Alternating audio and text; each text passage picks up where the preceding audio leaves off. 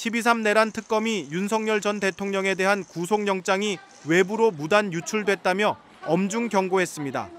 박지영 특검보는 언론 브리핑에서 영장 유출은 중대한 범죄 행위라며 수사에 착수하겠다고 밝혔습니다. 박 특검보는 변호인 측에 의해 피의자의 주민등록번호와 관련자들의 진술이 담긴 구속영장 청구서 전체가 유출된 사실을 확인했다고 말했습니다. 그러면서 개인정보보호법에 따라 주민번호 유출은 심각한 범죄이며 수사 과정에서 관련자 진술이 언론에 노출되는 건 진술자들 심리에 부정적 영향을 미쳐 수사 방해로 평가될 수 있다고 지적했습니다.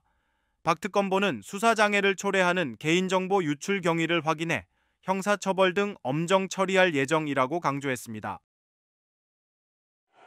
내란 특검팀이 윤석열 전 대통령에 대해 작성한 구속영장은 총 66쪽 분량으로 이 가운데 약 15쪽가량을 구속을 필요로 하는 사유를 설명하는 데 할애했습니다. 특검팀은 특히 윤 전 대통령이 도망할 염려, 증거인멸 우려 등 구속 사유가 명백히 존재한다고 강조했습니다.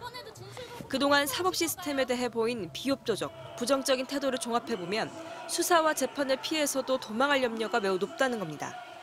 계엄 선포문을 사후에 허위로 작성하고 여인영 전 국군 방첩사령관 등 3명의 비화폰 통화 내역 등을 삭제한 범행 등에 대해 그 자체가 증거인멸이라고 지적했습니다. 또 전직 대통령이자 사법의 전문가로서 사건 관계인과 접촉해 유리한 방향으로 진술하도록 회유할 가능성이 매우 높다고도 했습니다. 특검팀은 윤 전 대통령이 지난 1월 공수처의 체포영장 집행을 저지하면서 대통령 경호처에 외부의 총기를 드러낸 채 순찰 업무를 보라고 지시한 혐의도 적시했습니다.